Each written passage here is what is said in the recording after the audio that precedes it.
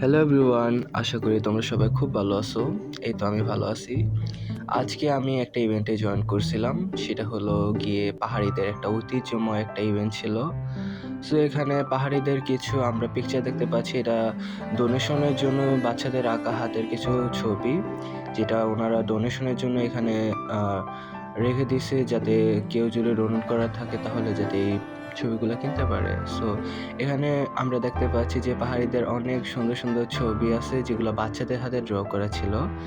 And এখানে কিছু পিকচারও ছিল ওদের সাথে। এখানে কিছু পাহাড়িদের হাতের বানানো গহনা ছিল, যেটা ছেলে মেয়ে উভয় পড়তে পারে। আমি ওদের জিজ্ঞেস করছিলাম।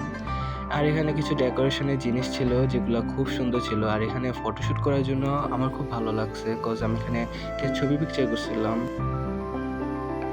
অ্যান্ড দেন তারপরে এখানে ছিল পাহাড়িদের কিছু ঐতিহ্যবাহী খাবারের কিছু উপাদান ছিল, যেমন বিনি চালের 2 রকমের পদ ছিল। তারপরে এক ধরনের চাল ছিল, খুব গড়ে খাওয়ার মতো এগুলা চাল ছিল, যেগুলা প্রতি কেজি করে বিক্রি করছিল। আনুমানিক মেবি 500 টাকা করে ছিল। দেন এখানে একটা সুন্দর চাদর ছিল, বাট আমার কাছে ফার্স্টে মনে হচ্ছে চাদরটার দাম খুব বেশি ছিল। দেন আমি আন্টিটাকে দেখলাম যে ওনারা কীভাবে এই চাদরগুলো মেক করে। সো আই ক্যান রিয়েলাইজ যে কেন এই চাদরগুলোর দাম এত বেশি হয়, কজ এটা সম্পূর্ণরূপে হ্যান্ডমেড থাকে এবং এই আন্টিটা কত সময় ধরে এই চাদরটা মেক করে। সো হ্যান্ডমেডেরও একটা তো কস্ট হয়। দেন এখানে আমি পেয়ে গেছিলাম আমার ছোটোবেলাকার হারিয়ে যাওয়া একটা ফ্রেন্ডকে, সেম টু সেমই ছিল। তারপর আমি বেরিয়ে আসছিলাম বাহিরের সাইডটাতে, যেখানে পাহাড়িদের ঐতিহ্যবাহী গানে পাহাড়ি মেয়েরা নৃত্য করছিল।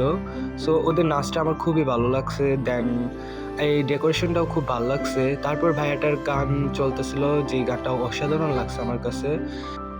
ওভারঅল এই ইভেন্টে গিয়ে আমি বুঝতে পারলাম যে ওনাদের কতটা ঐতিহ্য ইতিহাস বহন করছে। সো আজকে এতটুকুই। সবাই ভালো থাকবেন, বাই বাই।